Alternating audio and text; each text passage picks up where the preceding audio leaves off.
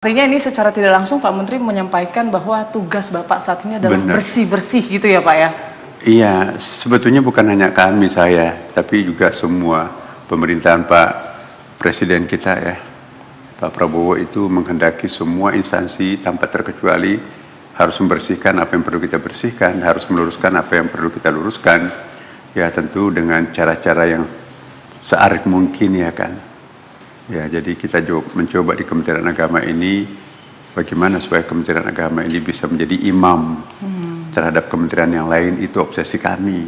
Menjadi contoh juga buat lembaga lainnya. Namanya saja Kementerian Agama ya kan, harus menjadi teladan. Dan saya bangga dan saya bersyukur karena teman-teman kami, aparat kami di Kementerian Agama, ya walaupun saya nggak bisa mengukur hati mereka ya, tapi penampilan walaupun 1 bulan lebih sedikit ini, ada kesepakatan kami dengan segenap para pimpinan Kementerian Agama untuk melakukan hal yang sama apa yang kami gariskan. Ya, jadi ini suatu modal sosial, modal psikologis yang kami miliki di sini. Ada kesepakatan teman-teman untuk bersama-sama menjadikan Kementerian Agama ini sebagai kementerian yang diharapkan bisa menjadi contoh ke depan. Baik. Boleh kan kita bercita-cita kan? Boleh sekali. Malah kita berharap ya, karena ketika Pak Nasaruddin Umar jadi Menteri Agama itu banyak sekali respon positif. Mereka banyak yang komentar, aduh kita rindu Ramadan pada masa itu, begitu kan. Jadi memang banyak sekali harapan-harapan yang kita harapkan juga bisa dilakukan Kementerian Agama. Nah, informasi yang beredar juga belakangan ini kan soal gratifikasi. Bapak kan juga sempat ada bicara soal bersih-bersih gratifikasi. Apakah sudah bekerja sama juga dengan KPK, Pak? Ya, saya kira kementerian pertama datang minta pendampingan terhadap KPK dan kejaksaan. Karena saya sadar saya punya banyak kelemahan. Saya bukan malaikat. Dan jadi saya perlu orang lain. Falsafah saya makin banyak kepala yang memikirkan sesuatu, lebih baik daripada hanya satu kepala yang memikirkan. Jadi makin banyak instansi yang bersinergi untuk menggapai sebuah tujuan yang sama, itu lebih baik daripada hanya instansi Kementerian Agama tunggal ya kan. Saya ingin melibatkan sebanyak-banyaknya masyarakat kita ya untuk memperbaiki kondisi bangsa kita, terutama Kementerian Agama ya. Nah, saya kira tidak ada masalahnya kalau kita melibatkan stakeholders kita, Kementerian Agama ini ikut merasa memiliki Kementerian Agama, karena Kementerian Agama ini bukan miliknya menteri, bukan milik pejabatnya, tapi milik bangsa Indonesia, dan sama-sama ingin berikan pelayanan yang terbaik, terutama yang berkaitan dengan kehidupan beragama, ya kan? Ya. Maka itu saya yang pertama kali kami minta kepada para pejabat kami, eselon 1, 2, minta datang ke KPK, kemudian juga kita buktikan, jangan ada gratifikasi, kita kembalikan ke KPK yang diduga gratifikasi, ya. Amplop pun juga kita kembalikan ke mereka yang ngasih. Ya, kenapa? Karena kurang prosedural, tidak prosedural. Jadi saya minta kepada yang lain, ya seperti yang saya sering sampaikan, jangan memberikan pimpinan apa yang tidak merupakan haknya. Termasuk Kementerian Agama, Menteri Agama ya, jangan memberikan apa yang tidak merupakan haknya. Kami ke daerah kan sudah punya lungsumnya, pejabat eselon 1 kan juga punya. Jadi tidak perlu membebani kanwil-kanwil kantor-kantor Kementerian Agama di lokasi yang dikunjungi, sebab kita sudah dibekali oleh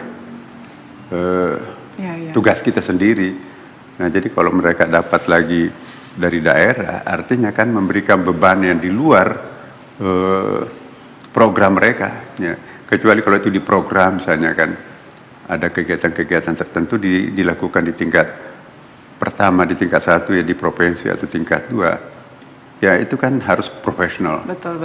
Ya, jangan di luar program kita melakukan sesuatu. Ya, kita sangat berharap ya, semoga mungkin praktik-praktik dugaan gratifikasi yang sempat disampaikan sebelumnya juga bisa bersih ya Pak di kepemimpinan Bapak saat ini. Nah, tapi selain itu juga saya juga mau ngebahas sedikit Pak soal yang lagi heboh. Ini potongan video seorang penceramah, ini viral, tersebar di mana diduga atau dinilai ini ceramahnya mengolok-olok dan menghina penjual es. Kita sebut sajalah penceramah Miftah Maulana. Dari Kementerian Agama sendiri Pak, bagaimana menindaklanjutinya? Sebetulnya Fenomena itu ada sejak dulu, ya. Hanya karena media kita sekarang ini begitu canggihnya, maka cepat sekali meluas, ya. Jadi kita juga jangan terlalu reaktif di dalam satu persoalan, karena banyak persoalan lain yang mungkin lebih penting untuk kita persoalkan daripada persoalan-persoalan seperti itu. Tapi bagaimanapun juga namanya psikologi media, ya. Seperti itu apa adanya. Tentu kami juga tidak tinggal diam, ya. Banyak usulan bagaimana kalau ada sertifikasi para mubalik, dulu juga sudah jadi wacana sebelum ya puluhan tahun yang lalu juga sudah ada wacana sertifikasi sebenarnya. Nah, jadi kita juga tidak bisa reaktif begitu ada masalah langsung sertifikasi, langsung macam-macam. Itu namanya tipe-tipe reaktif. Pertanyaan kita ke belakang adalah apakah itu menyelesaikan persoalan? Apakah tidak nanti menimbulkan persoalan baru? Kurang apa sertifikasi yang dilakukan negara tetangga kan? Ya, khutbah mereka itu seluruh masjid, contohnya di Malaysia, Singapura, kemudian juga di Brunei, Thailand Selatan, tidak ada seragam semua itu khutbahnya itu. Nah, kita 850 masjid Indonesia, nggak ada satupun yang sama. Nah, ini kan masyarakat kita bisa menikmati perbedaan. Ya. Jadi kalau nggak usah pergi ke Istiqlal, kan di dekat sini kan juga sama aja redaksinya kan. Jadi kita pamerkan sesuatu yang sangat berbeda satu sama lain.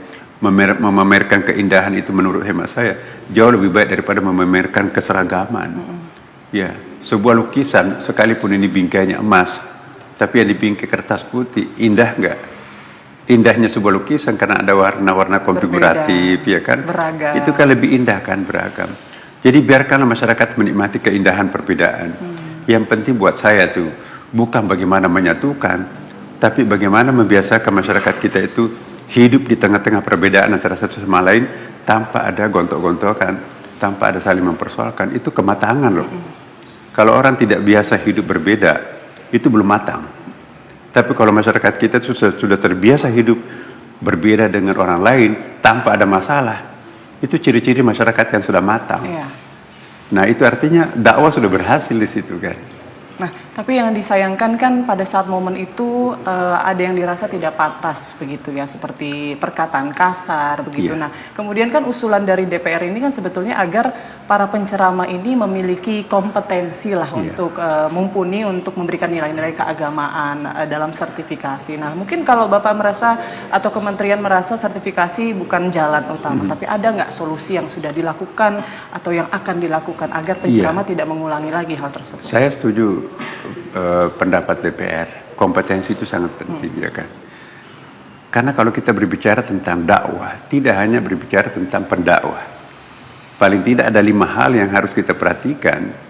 Misalnya ada materi dakwah, ada metode dakwah, ada medianya dakwah itu sendiri, ya, ada objek yang kita akan dakwah mad'uin kan, dan ada pendakwah. Jadi mubalik itu hanya satu di antara 5 faktor. Tidak mungkin bisa selesai persoalan kalau hanya menyelesaikan satu faktor. Harus komprehensif ya kan. Siapa pendakwahnya, siapa yang akan didakwai, bagaimana metodenya, apa materinya, dan media apa yang digunakan untuk berdakwah. Nah, komprehensif. Nah, kalau kita penanganannya profesional, 5-5-nya harus digarap, bukan hanya satu. Oh, ini harus sertifikasi. Sekalipun ada sertifikasi, tapi kalau materinya nggak diatur, ya kan? Betul. Kalau metode dakwahnya juga tidak diatur, kalau audiensnya yang akan mendengarkan ini juga tidak terpolakan, dan alat-alat yang digunakan untuk menyampaikan dakwah itu juga tidak teratur, itu nggak berkontribusi aktif tuh. Nah, kita ingin komprehensif. Nah, itu menurut hemat saya itu yang profesional. Bukanlah suatu gagasan profesional itu berkonsentrasi hanya pada satu unsur, tapi 4 unsur lainnya enggak. Nah, ini agak sedikit lebih sistematis ya. Bagaimana supaya komprehensif itu supaya nanti betul-betul yang orientasi kita kan hasilnya ya kan, bukan prosesnya. Insya Allah kami percaya bahwa masyarakat kita di Indonesia ini sudah mulai matang ya, bukan baru mulai, memang sudah matang kok.